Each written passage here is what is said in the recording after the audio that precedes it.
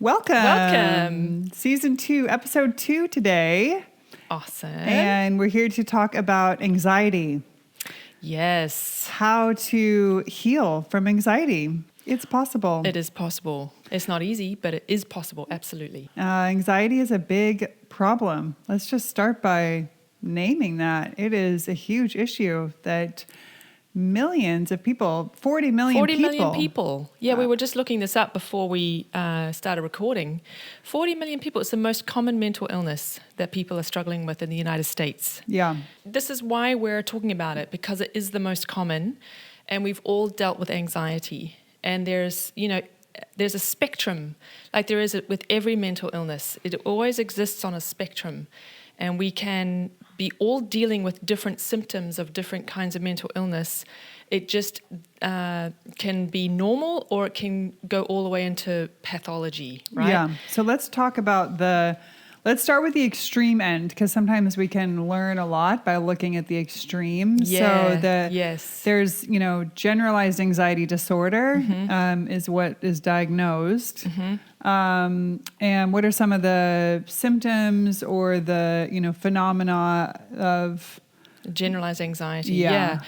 So when it's a disorder, then you're dealing with a degree of anxiety that is not commensurate with the external stimuli.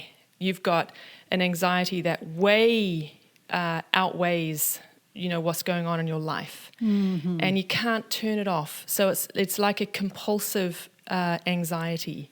You can't turn it off. You can beat your head against the wall. It makes no difference. You can't logic your way out of it either. Sometimes you can, but what I understand, I personally don't have any anxiety issues.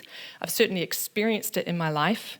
But what I've heard others talk about is they try and logic their way out of it, but what they do instead is just dig themselves into a deeper hole. And so then let's describe some of the experiences of just, anxiety on the more, normal end of the spectrum. Yeah.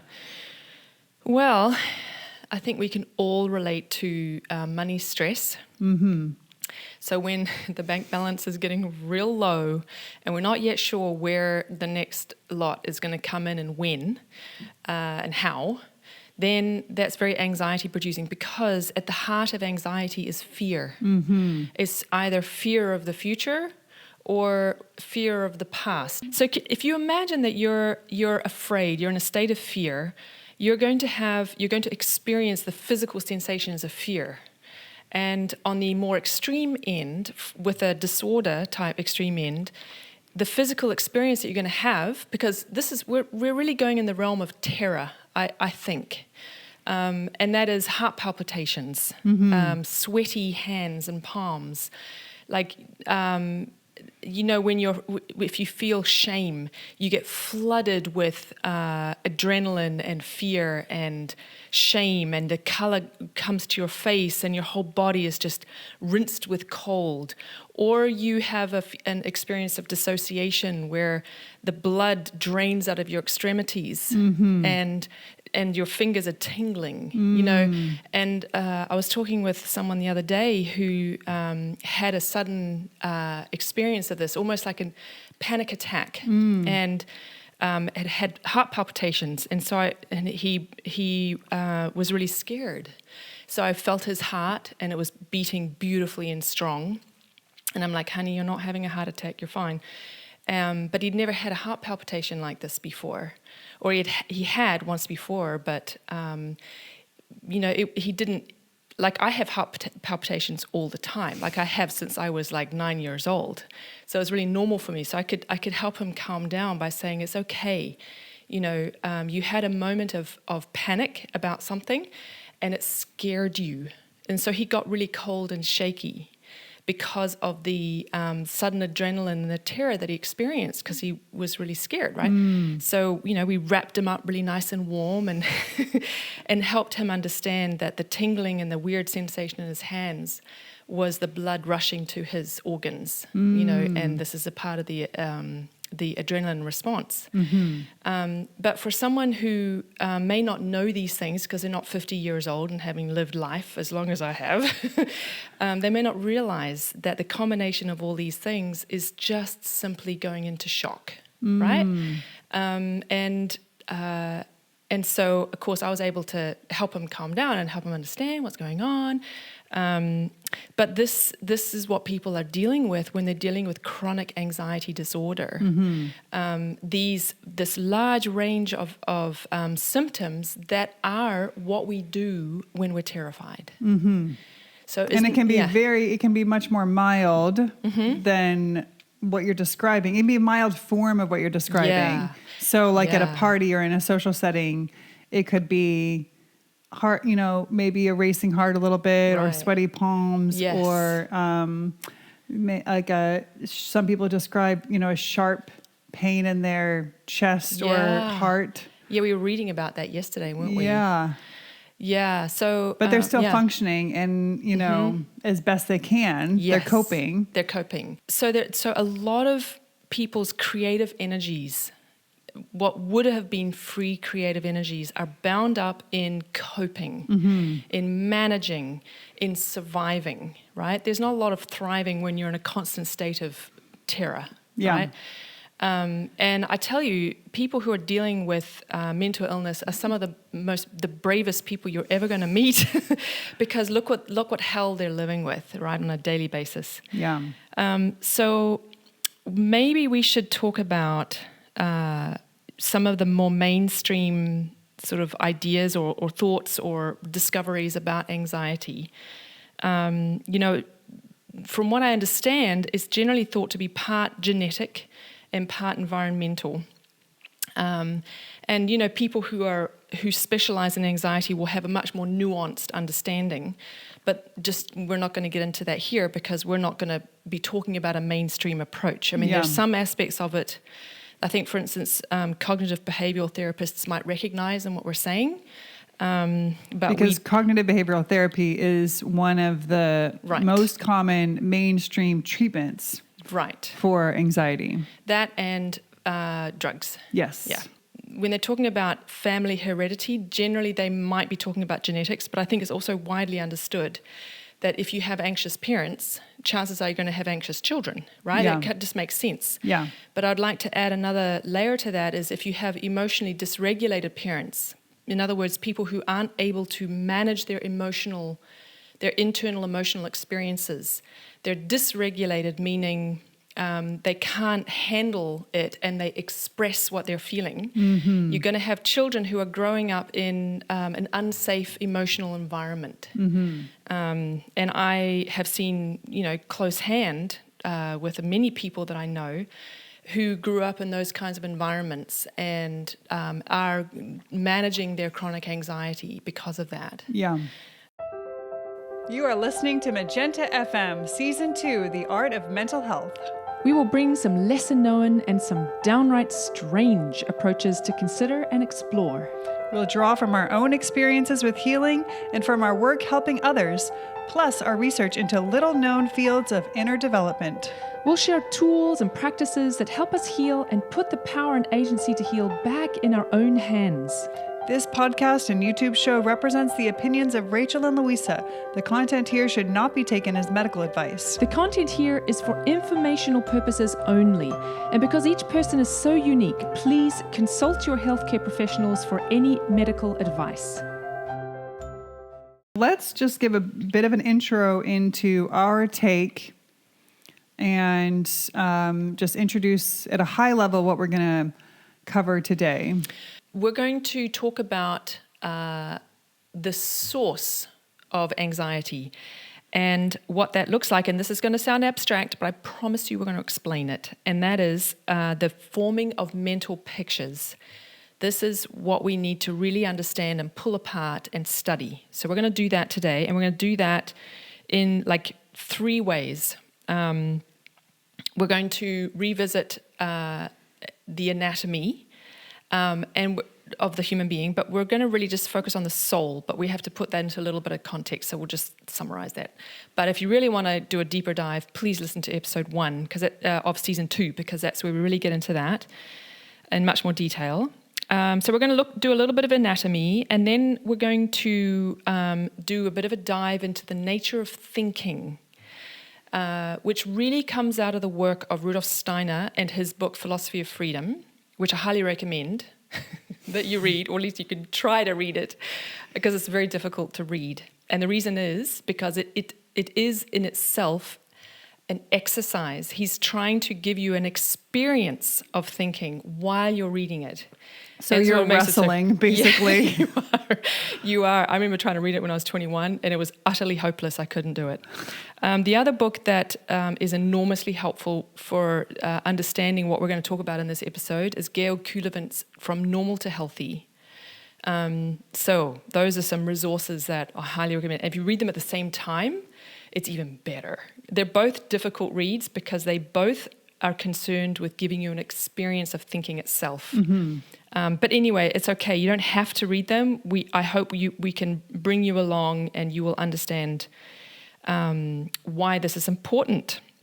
And the third thing we want to do is talk about another aspect of the origin story of your anxiety. So we can talk about some archetypes of the phenomena of anxiety and its source point, but you also have your own origin story of where your anxiety is coming from. And just a heads up, I'm probably going to sometimes use the word neurosis. It's an old-fashioned term, but it's really helpful because it actually kind of covers off 3 different types of disorders. You got your anxiety disorders, your depressive disorders, and your obsessive compulsive disorders, and neurosis kind of covers all 3. And because what we're going to talk about today really is relevant for all 3 of those. This mental picture forming is, I hope, will be really helpful if you have any of those, if you're dealing with any of those issues, or all 3. Yeah. Right. Yes. So let's get into anatomy with a little bit of a refresher on what we covered in the last episode, and then a bit of a build on that. So in the last episode, we talked about the 4-fold human being, and we sort of identified 4 different bodies which comprise our self as a human. Starting with the physical body, which we know, our brain, our organs, our nervous system, followed by the vital energetic body, which is like our energy. That's the level that energy workers or acupuncturists work with. Our chi is another way that it's described. So that's another layer of our body. And then followed by the soul, which we will go into more detail of, and that's really where the drama of our inner life is playing out. Yeah. And then the last is the I, or the higher self. Yeah. The fully spiritual. Our main takeaway that we wanted to leave people with is that, there's these 4 different places to intervene, and we really have to look at all of them. Yes. So don't just look at the brain, look at your whole body, and as well as the vital energetic body and the soul, and of course the I. So that was our, take-home message from, episode 1 of season 2. But today, let's focus in on the soul. Yes, and because that's where we're really concerned to follow the phenomena of anxiety. So the soul also has its own anatomy, so the anatomy within the anatomy. And the soul is comprised of everything that you think, everything that you feel, and everything that you will into doing, right? Your actions. Your behaviors. The soul is the source of those 3 activities of our experience. Let's just do a real quick summary of what we mean. So thinking, your thoughts, your thinking processes, your beliefs, and it's where you form your mental pictures that are made up of the perception, that you have, the concept that you draw about that perception, along with your assumptions, your conclusions that are based upon your beliefs and your worldviews. So all of that encompasses your thinking processes and the formation of mental pictures. It's very important. Now, the interesting thing about thinking is you are pretty much mostly in command, mostly, of what you're thinking, right? You can decide to, think about what you're going to say next to Rachel and the listener of the podcast, or you can turn your attention to a math problem that you're trying to think through, right? You can choose that. Yeah. And you can notice, my attention's wandering. I want to, I want to bring it back. Bring back my attention to this thing that I'm choosing to think about. Yeah, you have control. Yeah. So that's thinking. But when it comes to feelings, you are not in control of what you feel. Now, what we mean by feelings is things like sadness, joy, happiness, anger, resentment, bitterness, grief. Right? Grief. All of these are feelings. When we talked about feelings last time, we didn't talk about word assessment words that masquerade as feelings. That's really important. Should I throw that in here right now, do you think? Yeah, let's just put it out there for people. Okay. So there's some words that we can often use before we learn not to, which we understand or we tell ourselves are feelings, but they're not actually feelings. No. They are our assessment, they're our beliefs or our conclusions. So one could say, I feel attacked. Yep. But attacked is not actually a feeling. You may feel shame. You may feel scared or outraged. Yes. Yeah. But you're not actually feeling attacked. So I have a nice little list here. Yeah, I've got go ahead. Betrayal, abandoned, abused, attacked, intimidated, pressured, put down, rejected, suffocated. These are all assessment words. They're not actually feeling words. Yeah. So there's a difference between what you conclude and what you actually feel. So this is a nuance or a differentiation that's kind of important because what we're doing is we're learning to observe the phenomena of our inner life. And the more nuanced and differentiated and insightful we can become, the better. So if you notice yourself having the observation, I feel betrayed or I feel intimidated, just dig a little bit deeper. Right. What are the actual feelings that are comprising this experience that you're having that you're labeling as betrayal? Yeah, right, exactly. You may be feeling fear, but or sadness or grief. Or confusion. Yes. Yeah. But just, you can go deeper when you notice yourself using these assessment words. Yeah. So that's a tangent. Let's bring it back to, but an important one, let's bring it back to the last aspect of the anatomy of the soul. So the first one was thinking, then was feelings, and the third one was the will. And the will is interesting because, like the feelings, we are not really in control. Like, it's a total mystery, how we do things. And this is where compulsion and addiction really can take a hold in ways that are completely mysterious to us. But such things find their beginning point in the mental pictures that we form, and then the feelings that become attached. So we're going to get there. Anyway, that's that. And now can we move on to the nature of thinking? Yes. Because this is really, the beginning of the heart of the matter. So thinking is a very interesting phenomena because you are both the subject and the object when you are trying to study phenomenologically the nature of thinking, which is why I highly recommend reading Steiner's book, because he's a freaking genius about how he sort of puts it all together for you. So what is going on, so far as I understand, and so far as what is useful for us here, you have a perception, and you're going to put concepts to that perception. This is a part of what happens in human thinking without our awareness that this is what's going on. This is how we can recognize all tables. Right. So you perceive something, meaning seeing it is a very common way, but we can also perceive through our ears, through, our senses. But let's just use sight as a very, very basic example. Yeah. So you see an object and you connect that object to a concept that you have. Or a series of concepts. Right. Yeah. So table, for instance, I see this rectangular shaped brown object. It's very hard. Yes. Yeah. And I have the concept already that this is a table. Yeah. And those are just, that mental picture is formed instantly. Yes.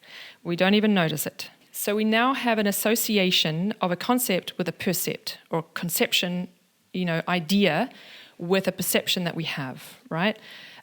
So because we don't notice this process, what can also happen is all these other associations become involved.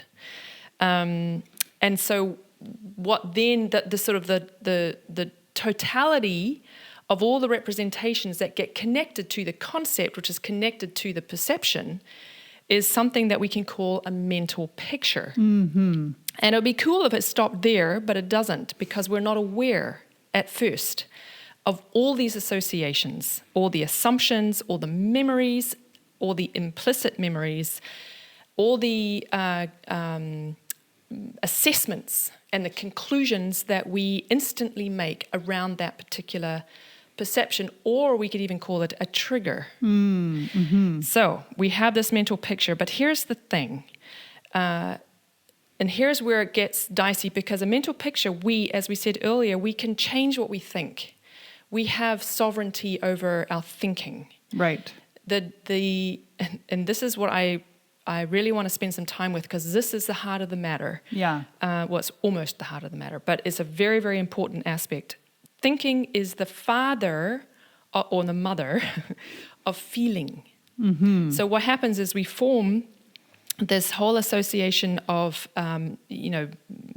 implications that form the mental picture, and then there's feelings that are connected to that mental picture. And those feelings are where the trouble comes in. Because as you might recall, when we were talking about feelings, I said we can't change what we feel. Like, just if you're in a rage, try to feel something else. You just can't do it. Yeah. Or you can think thoughts that try to talk yourself out of feeling the rage. Right. But that's not the same as just shifting what you feel in the moment. Yeah. Right. If you're angry with someone, try to switch that off without suppression. Yeah. You can't do it. Right. Or all you can do is suppress it, right? Right. Or think new, go into a stream of thoughts that, bring about forgiveness or compassion, or, something that sort of humanizes you out of it. Yes, exactly. But it's the thoughts that are helping you get there. Yeah. Yeah, so thinking is the father of the emotions. And what happens is the mental pictures attach themselves to certain feelings, or maybe the feelings attach themselves to certain mental pictures. And the whole totality of the mental pictures and the feelings that you have about the mental pictures creates what Kulevant calls a finished world. And this finished world is really important because it has been created outside of our awareness. We're not yet aware of the steps that we went through to get to the final product of the finished world. Yeah. Okay? So this finished world, what happens is it becomes semi-autonomous.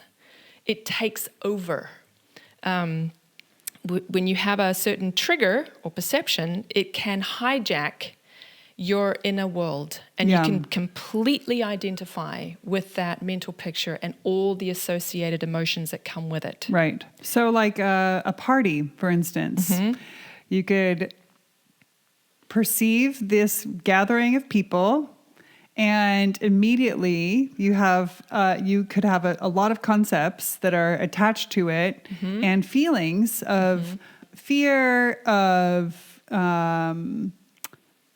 worry that that this is a dangerous place, or a dangerous in a psychic kind of way, sort like of you're going to be unsafe, emotionally wounded, or you're not going to be good enough. Right. Or that, you have doubt of whether or not you belong here. These are all different ways, ways if people that, like you, you yeah. So that's one way that feelings can get, attached to something that in and of itself is, devoid of feelings. Whereas if you compare that to like the table example, if someone were to say, oh, this isn't, a dining room table, this is a desk. I don't have any feelings attached to that. And so instantly my perception of it just changes. Right. Oh, okay, it's a desk. Yeah. And no problem. Yeah. Yeah. And okay, so let's just get into feelings a bit more, because this is the reason why thoughts become compulsive, because of the feelings. And when I said that you can't change what you feel, there's so Kulevant says, feelings enter the mind like a foreign invasion. There's nothing you can do to change it, right?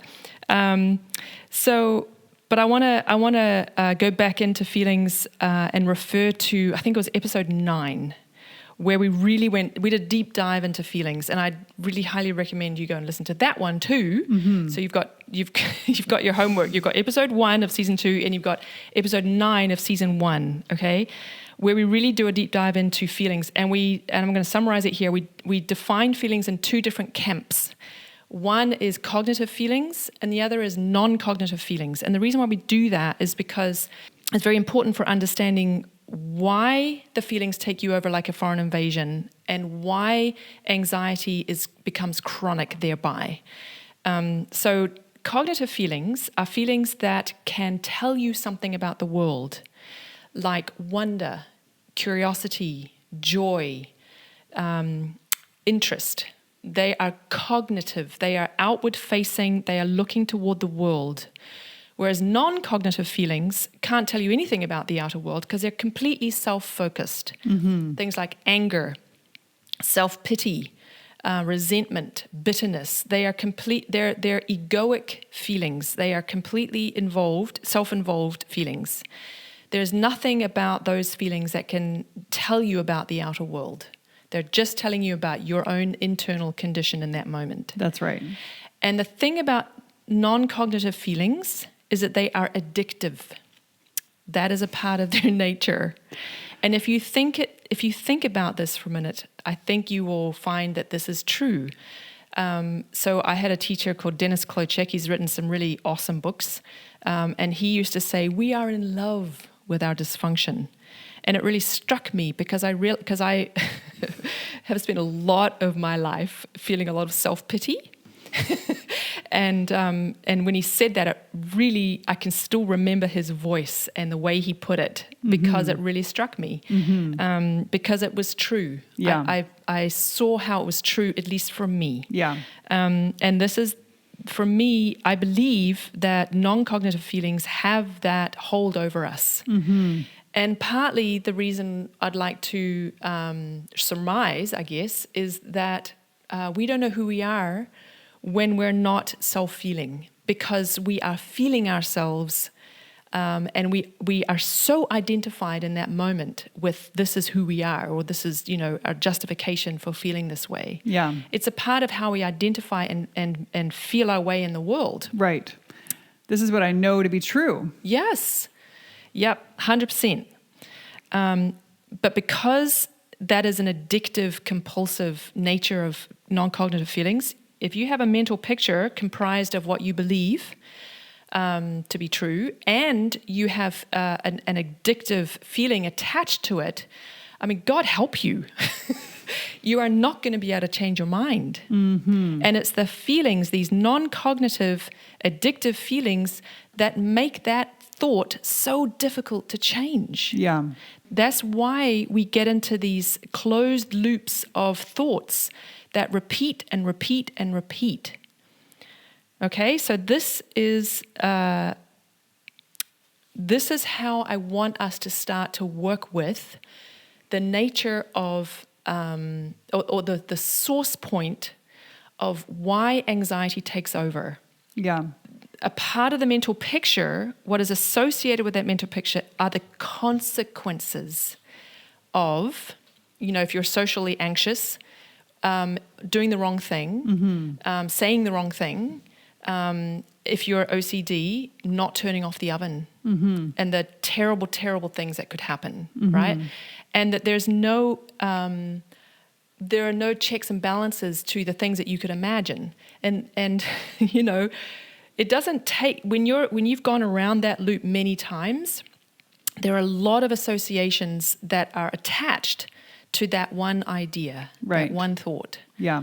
Like memories, for instance. Yes. So if you have, I'm going to go back to the party example because there's social anxiety. Yes. Or you could insert the workplace too. It doesn't have to be a party. You could insert the workplace. Yeah. And if you have a memory where you did something really cringe at work. Or you believe it was cringe. Yeah. You cringe when you think of it. Yes, exactly. Yeah. When you go into that workplace again and, or into a big meeting where you have a lot of anxiety around speaking, and because there's this attached fear of that you're going to do something really cringe again. Yeah. Or just the stories that you've told yourself, even if that are possible outcomes. Right. Even if you've never said anything stupid at your board meeting, but you are still terrified of doing something stupid. So every time you go into a board meeting, you are, overwhelmed with anxiety. Yeah, exactly. So fear of the past, fear of the future, fear of what might happen. Yeah. Fear of what did happen and the shame, because shame is the worst. Yeah. It is completely annihilating feeling. Yeah. Very, very destructive. Imagine living with that kind of terror. Yeah. All the time. Right. Just imagine how destructive it is for your physical body as well. So limiting, obviously. Yeah. Limiting for where you could be, how you could be contributing to the world, where you could be doing with your work, how you could be connecting with other people. So we really want you to find your way through this. If you're dealing with this, listener, we want you to find a way through this, and we're going to really try to help you with that by giving you this process. Yeah. Okay. So that concludes the beginning of our assessment of an understanding of thinking and really looking at thinking in maybe a new light that you haven't really noticed before, how your thoughts and your mental pictures can become entangled with your feelings, and how that is differentiated between things that we think about that don't have some emotional feeling entanglement. Now we're going to take a quick break, and then we will come back and get into the second point, which is the origin story. Do you feel overwhelmed, dissatisfied, or exhausted? Would you like to have the strength to face whatever life throws at you with courage and calm? Many people believe that the solution to chronic issues in their lives is just figuring out a way to change their external reality or popping a pill so they can finally be satisfied. Unfortunately, this is a fantasy. The truth is there is another way, one that is within your reach, and it can be found in an unexpected place that chances are you've never considered or known how to access. You need to become a master of your presence. A more elevated presence means that you are not so tossed about by your reactions, your emotions, or fears. You're more free from anxiety and stress. And as a consequence, your creative energies that were bound up with chronic stress and dissatisfaction are released to become forces now available to you in far greater abundance. You'll have the capacity to love more generously, lead with greater wisdom and courage, and show up more fully for your community and your purpose. And the beautiful thing is, you are in turn increasingly met in that elevated space that you've created via nothing other than your presence. Magenta's Elevated Presence Masterclass will take you on a 21-day journey into the magic of a daily practice designed to ground you, calm you, and nourish you spiritually. Like the monastic training methods of old, we immerse you in what it actually takes to evolve. We do this by tapping into unconventional techniques derived from thousands of years of Western esoteric spiritual insight and practice. In the Elevated Presence Masterclass, we lay the groundwork for a lifetime of transformative practice and mastery. Don't put this off any longer. Sign up today. Go to magenta.fm/elevated presence. The origin story is not something that I would suggest that you dive into right away, but it needs to be talked about because there is an origin story of, the anxiety sufferer's particular, unique, individual relationship to anxiety. We can observe the sort of phenomena of it that all of us humans can experience, but our individual story of how we came to this is unique, and it is a story that often begins in our childhood. The way that I understand more conventional approaches to anxiety look at it is they look at it as either genetic or environmental, for instance, like we said earlier. And I think more sophisticated people will talk about it also in terms of family inheritance. Mm-hmm. So if you have a family history of anxiety, chances are you will have anxiety, not because of genetics. Yeah. I think that's a lazy way of talking about family inheritance. I would suggest it's more along the lines of, if you have a parent who's emotionally dysregulated, chances are you're going to be anxious. Yeah. Because you are not raised in a safe environment, an emotionally safe environment. It's very highly anxiety producing for a small child. Mm-hmm. And of course it can be worse than that. It can be what's known as adverse childhood experiences give rise to anxious adults. Mm-hmm. And then of course you've got trauma, right. Complex childhood trauma. And sometimes it can be a great mystery to people. Why? Because they don't necessarily identify anxious parents or grandparents and so forth. Yeah, or their anxiety expresses itself in a way that's very different than their parents. Right. So maybe their parents are very socially anxious, and the child is not socially anxious. They're more hypochondriac, anxious. Yeah. Yes. Right. So it can take different forms. Right.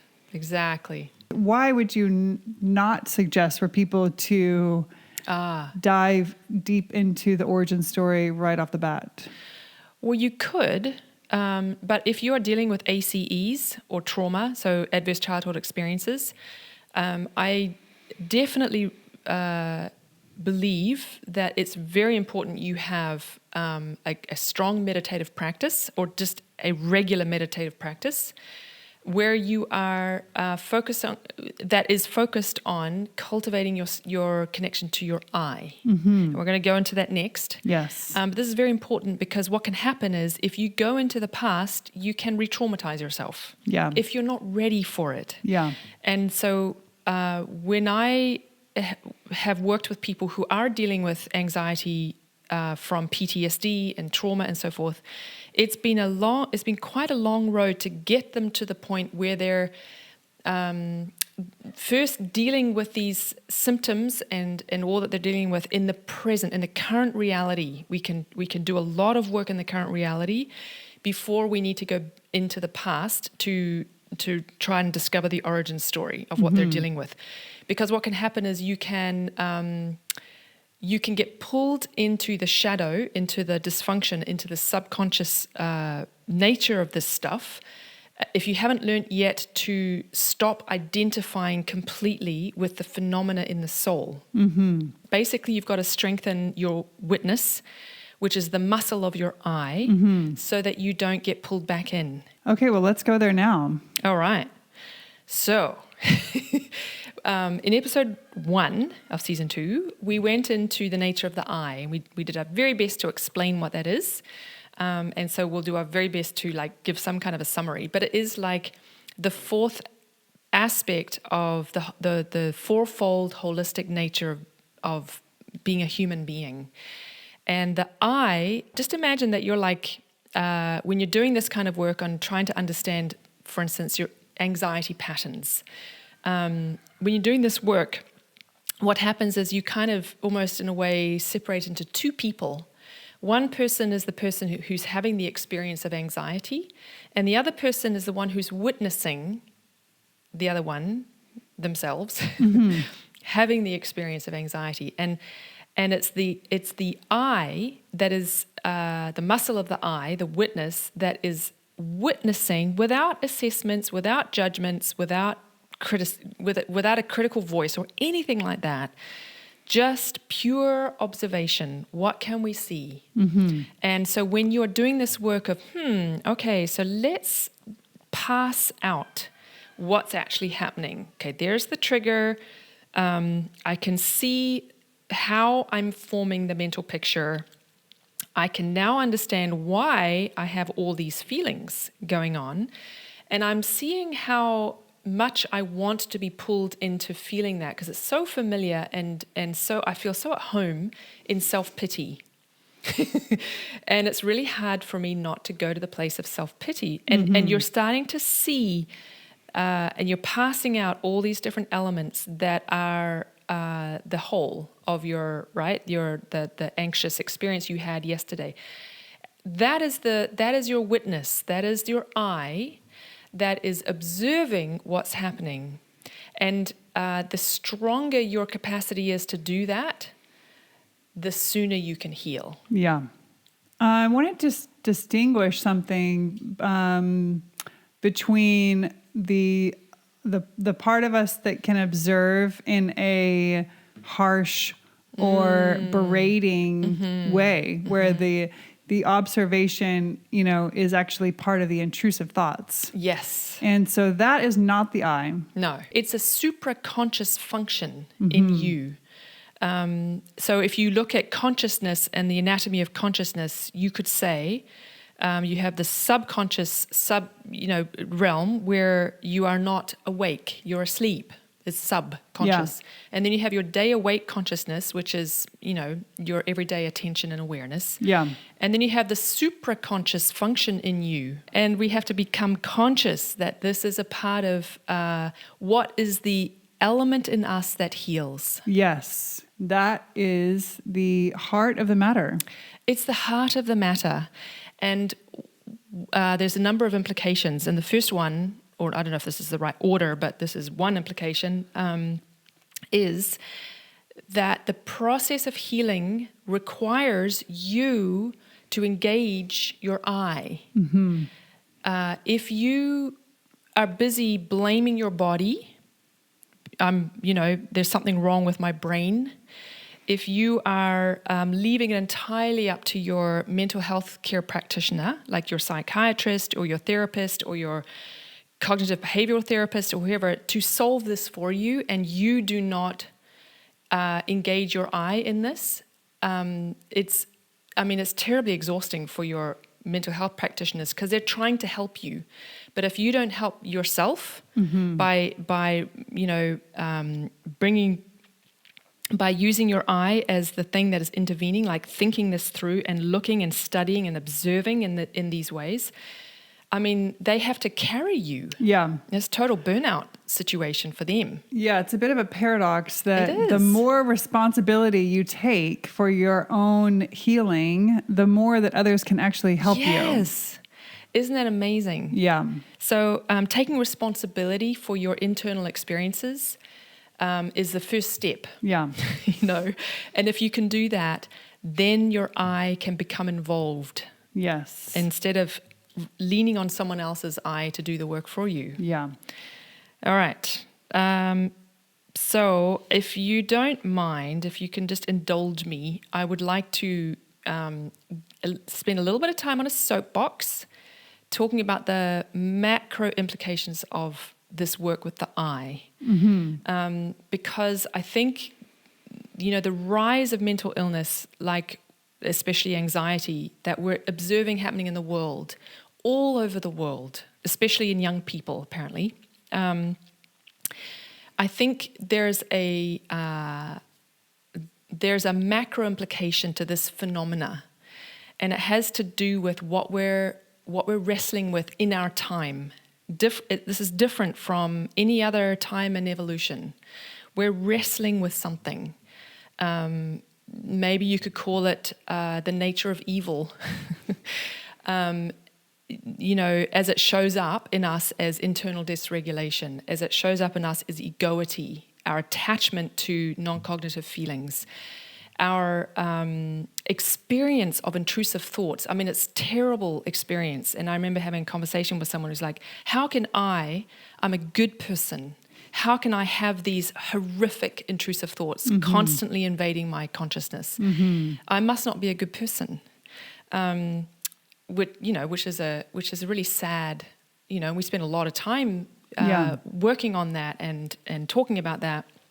Anyway, the truth of the matter is why we see bad things in the world, why we experience them on an individual level, as well as see them playing out at large, at scale, is because I believe there is an absence of the I, an absence of the understanding of the I and its being a part of our experience as a human being.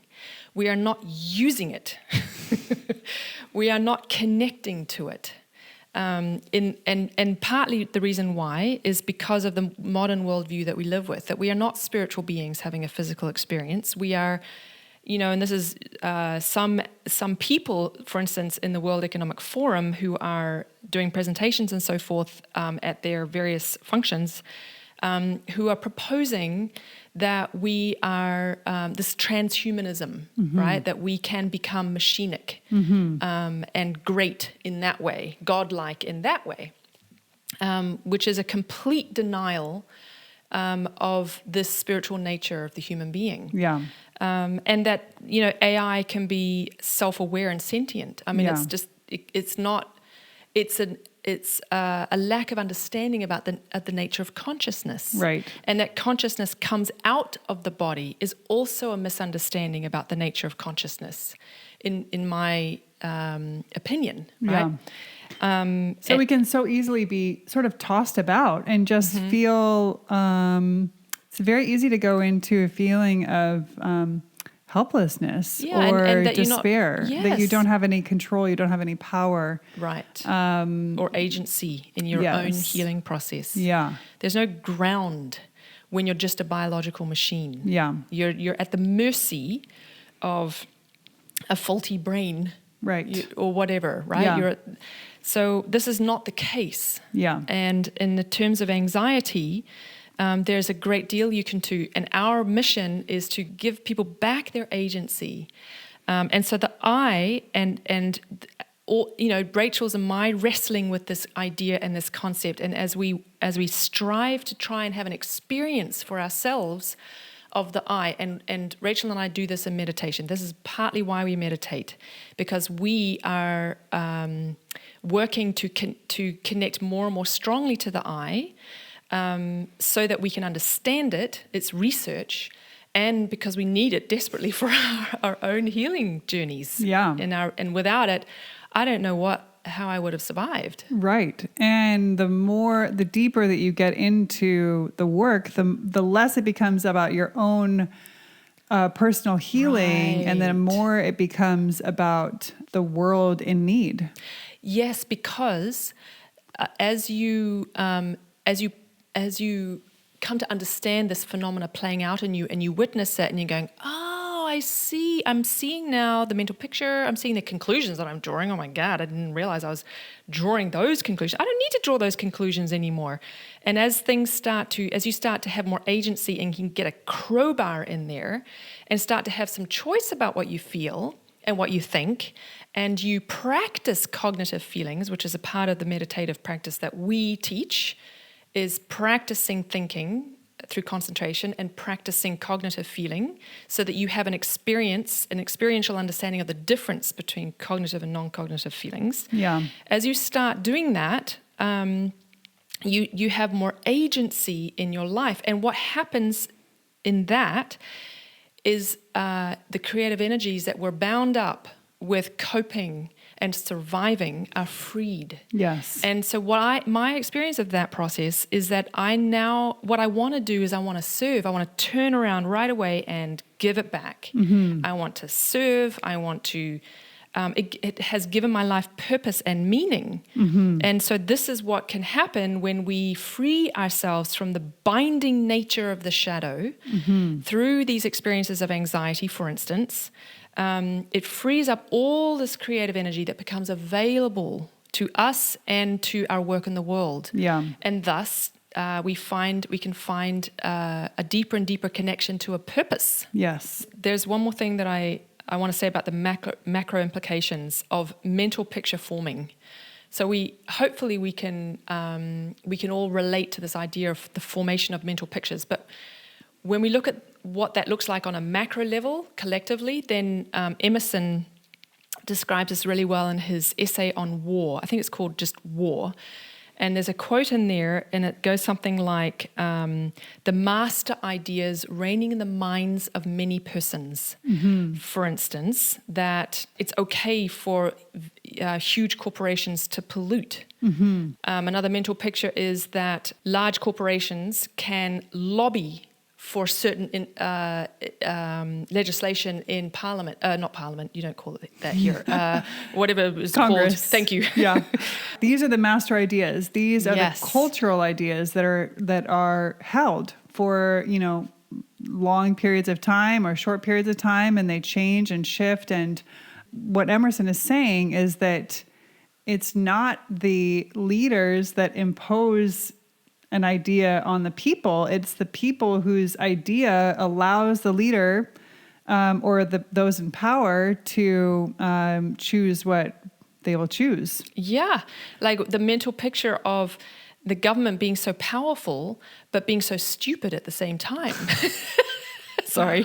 This is happening all over the world. Yeah. Or slavery. You could look back to slavery. So there was a time where mental picture. There was, yes, that there was the master idea was that this was okay and normal. Or the genocide of Native Americans. Yes. And many other First Nations people around the world. Right. That was a master idea reigning 300 years ago. Yeah. So what are we harboring now? And this is the thing about mental pictures, is that the more we become aware of them and more objective about them, we are actually strengthening our connection to our I. We are exercising the muscle of our witness. And as we do that work and we realize how much agency we have over our mental pictures and we grow that agency, hopefully we can start to realize how much agency we have over the master ideas reigning in the minds of many persons as well. Yeah. And we can all collectively start to wake up to these mental pictures that we're carrying, that we're tolerating, that we don't need to. Yeah.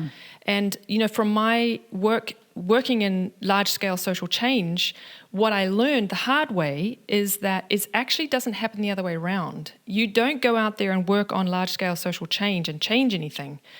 You have to work on your own mental pictures first. Because you have to become awake to them. So there's a lot of effort and a lot of money and a lot of work and a lot of teams going out there trying to change the world, but they're carrying the same mental pictures that created those systems in the first place. Yeah. They haven't a hope of changing anything. Yeah. So that's my soapbox. Yes. Okay, so let's come back to the function of the I in ourselves and how does it actually intervene? Yes. How do we actually change the mental pictures? So the first sort of main broad step is to get to know how it's playing out in you in your current reality, the mental picture forming that you are unconsciously at this point engaging in. And let's just reiterate here that it's really the thoughts and the conclusion that's entangled with the feelings that we have to wrestle with and that we become so addicted to because they feel that's what's normal or that's what we believe about ourselves. Very strongly. It's familiar. Yes. And so those are the addictive feelings is a big part of what we are wrestling with. Yes. When we're trying to bring awareness. Yeah. And again, I want you to hold this and go easy on yourself. This is tough stuff. This is a lifetime of practice, not because it's incredibly difficult, but just because we are in a time when we all have to wrestle with addiction. Yeah. Sometimes it's supposedly chemical addiction, but sometimes it's addiction to, like sugar or sex or your phone, social media. Yeah. It's a black hole of need that's behind it. And so often we have been raised by parents who loved us, but could not see us, and this need for recognition is like at the bottom of Maslow's hierarchy of needs, as far as I'm concerned. I get it about food and shelter, but recognition is even more important, in a way, especially if you live in a first world country. If you're starving, all bets are off. But anyway, so here's the process when it comes to getting to the heart of the finished world. So you've got the thinking. Now, when you look at the thinking, you're looking at a number of different aspects of it. You're looking at the perception or the percept. And let's just include the trigger there. We've talked about trigger in season 1, but I do not remember which episode. I think just kind of throughout. Yes. But it's the auto reaction that you don't really have control of. So, like you are running late. Being late could be a trigger for anxiety. Yes. Yeah. So you are running late, and then you have all of these get triggered. ideas, and you're kind of overwhelmed, and you're just in sort of autopilot or auto reaction. Yeah. And so when you're triggered, there's a thought there. There's a thought form that you need to get to know. And that thought form is fed by representations like belief that if you're late, there's going to be something terrible that's going to happen, right? Or if you're late, you are a bad person because you have certain beliefs about yourself and being late. And so there's all these associated memory and maybe even a worldview about people who are late. That they're never going to make it in life. So there's a tremendous pressure that is built into the worldviews and beliefs about people who are late that are part of the representation that is connected to that thought, okay? The representations that surround that thought form a mental picture. So that's what we mean by mental picture. It's really like the sum total of a bunch of stuff, including memory, right? And then that mental picture, because remember, thinking is the father of feeling. Whatever you think, there may well be a feeling associated with it, that gets associated with it. You're going to have a whole bunch of corresponding feelings and emotions that are connected to that particular mental picture. I mean, just in the example like we just gave about being late, just think of all the feelings and emotions that come out of the belief that people who are late are never going to succeed at life. Just imagine all the array of feelings that are associated with that conclusion about yourself, right? There's a lot of feelings. And specifically, they are non-cognitive feelings, negative feelings. Non-cognitive feelings are usually negative, right? And non-cognitive feelings, as we learned, are addictive in nature. They're really hard to shift. So they become compulsive. So now the combination of the mental picture, complex as it is associated with a bunch of feelings, non-cognitive feelings, all of which give rise to the finished world, which is the source point of your anxiety. That is why you're anxious, because you now have a complete and finished world that is a very familiar place that you have never really questioned before. And nor have you studied. And that is all going to lead to all the myriad symptoms of anxiety that you experience. And that finished world is chronically there. It's always there. And so you're going to be anxious about something, no matter what. It could be about your children. It could be about your mother. It could be now it's about being late. And then next week it's going to be about the tire pressure on your car and all the terrible things that could happen if you had a flat tire. There's always going to be something that you're anxious about. Yeah. Because you have this finished world. Mm-hmm. I hope that makes sense. Do you think that makes sense? I think so. Okay, awesome. So, then the other gesture I want to talk about, I want to just revisit the origin story. And again, with a caveat, which is if you suspect or you know that you are dealing with adverse childhood experiences or with trauma or with PTSD, I highly recommend that before you really dive into origin story work, that you start a meditation practice and you just ground yourself and you get that practice going. And that meditation, not just any meditation practice, but one that focuses on your thinking and on your feeling, because the meditation exercises are designed to strengthen these two things, but to work on them in particular ways. Yeah. When you've when you're doing a little self-reflection and you have a little bit of an aha, and it's like, oh, I see what happened. I see why this happened. Or there's a misunderstanding, and then your misunderstanding is corrected, either because you had an insight or somebody else corrected your misunderstanding. You're like, oh, I didn't realize. Okay, now I get it. That's the I. That's an experience of what we're talking about. And it's such an everyday experience. We all know what that's like. But when it comes to this work of putting in the crowbar somewhere in the mental picture forming, what happens is, well, to put it technically, what we're doing is we're dissolving the mental picture. We're going to get more into the forming and dissolving of mental pictures when we talk about obsessive compulsive disorder. But we're just going to sort of introduce it real quick here. What we want to do is dissolve the mental picture through that experience of understanding. Because what happens is, we divide into two people. One person is observing, the other person is doing it.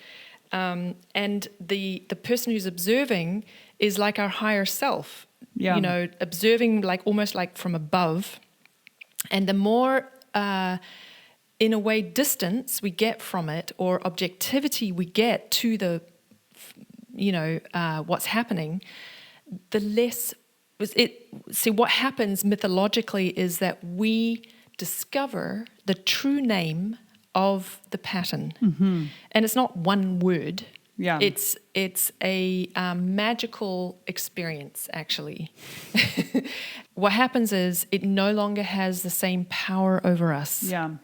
And it's through the power of our understanding of our cognition. Right. Yeah. And it can take time. I mean, my own experience is that there's, dissolving is such a good word, because it's like it slowly dissolves, where take jealousy, for instance. Like that's something that I've, struggled with. That's a really great example. Yeah. And it actually does have it's a good one word example, even though it's a big picture. Yeah. There's all these things that are associated with it. Yeah. There's beliefs and of course lots of feelings, and there's the origin and the past and family patterns. And then, there's the present situation that you can easily like point your finger and blame and, avoid taking responsibility if you want to. Having the first experience of really naming it is very powerful, of owning it, taking your ownership of it. And then, because you're like, oh, I'm jealous. Yes. And what happened when you did that? Just a liberation. Yeah. Right. But that doesn't mean it didn't come up again. So it can come up again. Right. And then, maybe instead of like a day before there's the aha, it's like a couple hours. Right. And then maybe it's, it gets more and more dissolved. Yeah. To where you can just, name it. Oh, I was There starting to have a little jealousy come up there. You can nip it in the bud, so yes, to speak. Exactly. Yeah. So that's one example for how these mental pictures can dissolve over time. Part of that is learning that it's not you, That's not who you really are. That's who you really are. Yeah. Yeah, exactly. People, kids say, oh, I'm just a jealous person. Right. And think that that's their, identity. Right. Or I'm just an anxious person. Right. And it actually comes out of a wound. Yeah, it's not who you really are. Yeah. Yeah. I can assure you of that. Yes. Yeah, that's a good point. That's a very good point.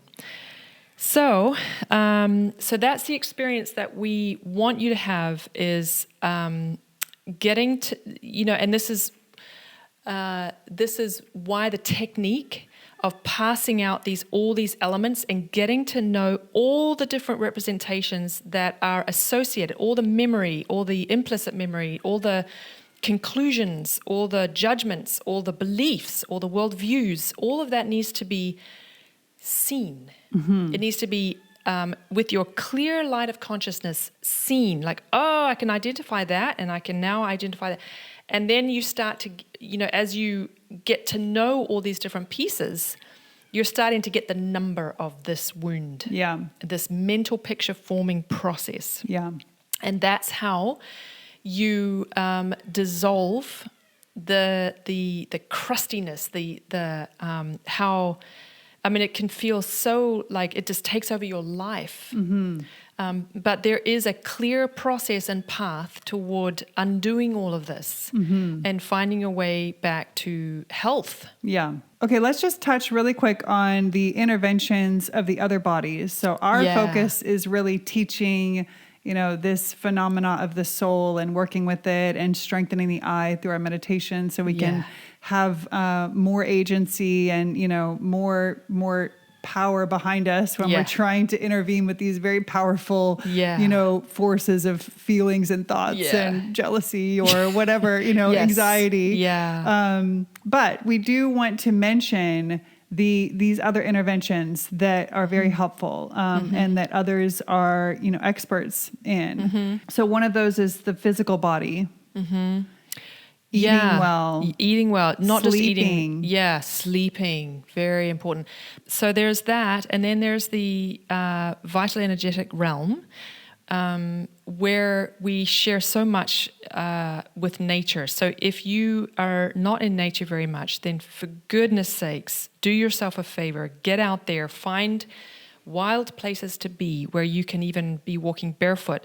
And then let's talk about intervention in children, because not for the children, because it's not their responsibility to intervene, but we know that there's so much anxiety that this is actually starting in childhood. And we know lots of high school teachers that are just seeing anxiety across the board with their students. And by the time that they're in high school, they already have a lot going against them. So let's just talk about, the interventions or the shifts that parents can make to help support their children. And of course, we all have our work to do in the world, and we all have stuff to work through, and there's no, such thing as a perfect parent. So we don't want to make people feel bad, but there are insights. I want to start with talking about, as parents, we need to take care of our own emotional dysregulation. This is the fundamental piece here. That's one of the main reasons why, why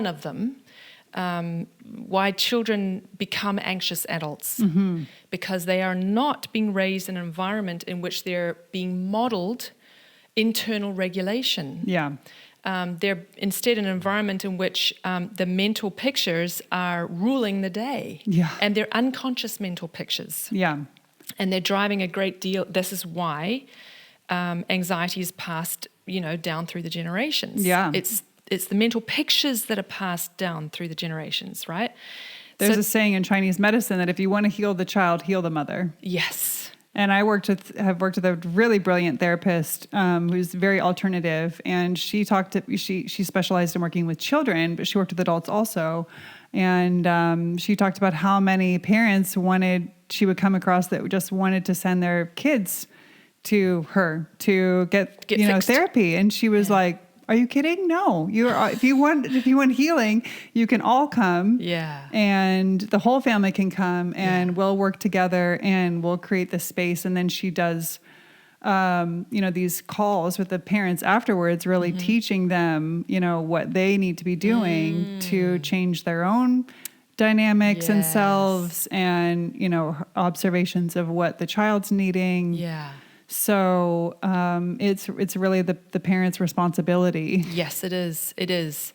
But another really big piece of this is education. Mm-hmm. So how we educate our children is a really big culprit too. All throughout childhood and into high school, they have to submit to authority, whether that authority is earned or not. Mm-hmm. They also have to, there's only right or wrong answers, and they have to submit to that reality, whether it's true or not, right?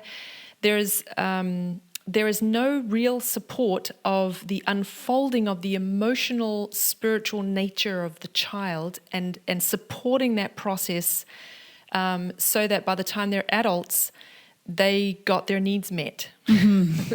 That there's not an understanding of the unfolding of these capacities in the child. We are so often loved but not seen. Mm-hmm. And that can be in the schooling system. Yes, it's too. very much prevalent in the schooling system. Yeah. In the way, public education system. Yeah. And I mean, one very simple fix is put the power back into the teacher's hands. Who are the ones who are really carrying the curriculum. Right. And just take it out of the hands of the state altogether. Yeah. Like give them the money, but let that money be gift money. Yeah. And get the state out of it. And how opposed were so many people with, No Child Left Behind. Oh my God, and just left so many children behind. Yeah. Standardized testing, and Yep.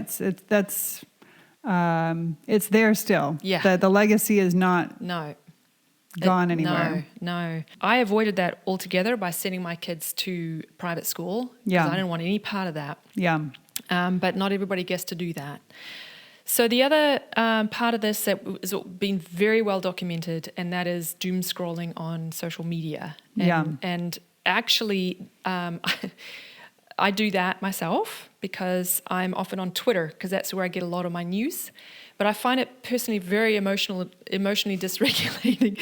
And if I do a bit of a poor meditation that morning, it's really very highly anxiety producing. So get off of social media. And get your kids off of it. It's a classically known way of internally dysregulating your emotional life is by being on social media. I don't think we need to say anything more about that. Right. But something you mentioned earlier was sleep. Mm-hmm. So I think people don't realize how important sleep is. Because when you don't have enough sleep, and you're cranky and you're more vulnerable and you're more fragile. Mm-hmm. And just imagine if you're chronically that way. Yeah. And it just can become a death spiral. You can be circling the drain, as we like to say, when you're chronically tired. And you're a kid and you're growing. And my teenager has needed 11 hours of sleep his entire life and still does or something like that. The same with my kids. Yeah. They need extra. There's a lot of kids that just are not even getting put to bed. There's a lack of boundaries and not turning off the phone. Yeah. Just unplug the Wi-Fi, take the phone away, put the kids to bed, Empower yourself to do right by your kids because they don't have the capacities to take care of themselves. Yeah, and let's even take that further. Let's just entertain the notion for a minute that your child does not have an I. And the I is something that finally comes into a human being only once they're an adult, so around 21 years of age. But up until that time, they're in their own little process of evolution that every child goes through, but they don't actually have the benefit of that kind of cognitive function. They can't make those decisions. They can't do it. That's what you, as the parent, the I being, can do for them, and you must, because they can't. And this kind of explains don't treat children like little adults. Right. And this is why, because they don't have that capacity.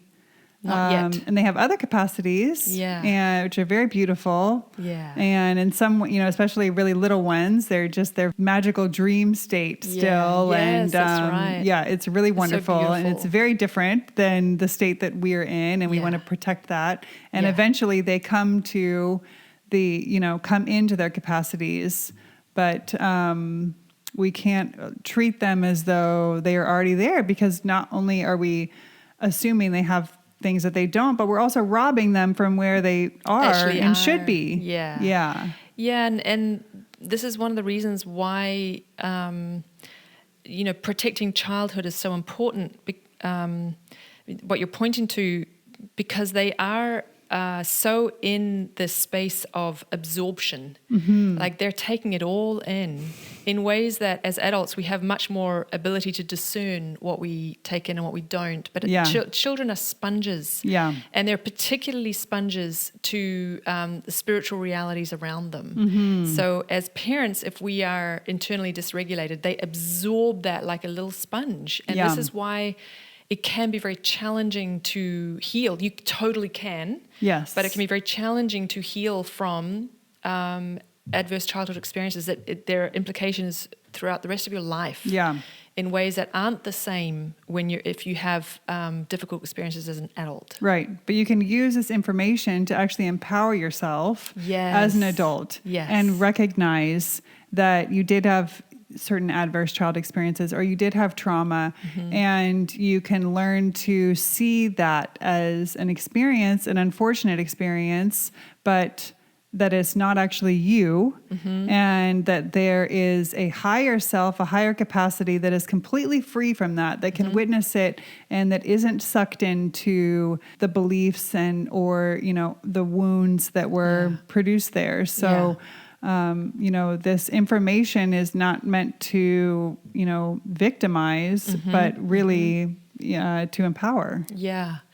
Yeah. And just to build on that a little bit, this is, beginning to really be discovered that it is possible to go back in a kind of, the inner child, the working with the inner child, to go back in time when you're ready. And it takes, you've got to have a regular meditation practice and stuff like that, but you can go back in time and reparent yourself as a child. So there's these beautiful techniques that, and like, it's almost like psychodrama, I think. So we can protect our children. Mostly what we can do is by, healing ourselves. Yes. The healing, and my kids are, they're adults now. They're like 19 and 23, so they're almost adults. But even now, even though my husband and I were pretty well educated about, emotional regulation and so forth, because my mother-in-law is a therapist and she's a very good one. And we've always been reading and thinking about inner development because it's always been interesting to us. So we had that advantage.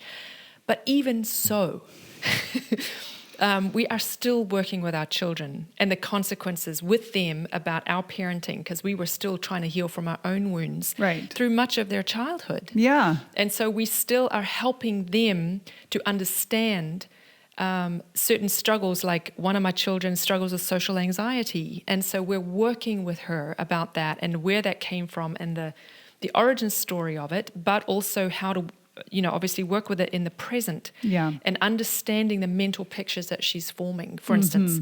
So there's always work to do. And doing your healing work at any stage in your life can be just have a liberating effect on your child that's kind of magical, even if they're a grown adult and they don't live in the house with you, but you decide to take on your work and heal your dysfunctions and get out of your stuck cycles. It's never too late. It's never too late. And you could see some very impressive and inspiring, outcomes for not only yourself, but your grown kid. Yes, that's right. Could be impacted by that. In fact, I think it's one of the best and most loving things you can do. For your children. So more power to you. Make it happen, and we will support you every step of the way. Yes.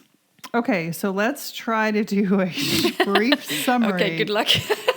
Okay, so I'm really just going to keep it to the points that we I think are the big takeaways that we want, instead of trying to summarize the entire episode. So I think the big takeaways are mental picture forming, for one, and really spending some time, thinking, studying, understanding, observing your own mental picture forming in your thinking life, and then how the feelings can sometimes get tangled up in that to create somewhat addictive experiences. Let's just say always. Oh, always, yes. Yeah. Good correction there.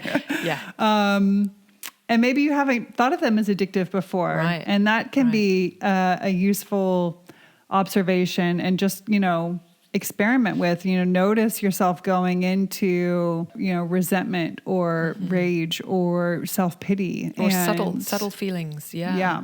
And, ask yourself, does this have an addictive quality? Can I feel that addictive Sucking pull? in. Happening. Yeah. And then the second major point that we want to leave you with today is the role of the I as the part of us that heals. It has a capacity to heal, and it's your responsibility, and that you have the power to take that on, take on that responsibility for healing, and use your resources. Go to your energy workers, or spend your time in nature, or go to your therapist.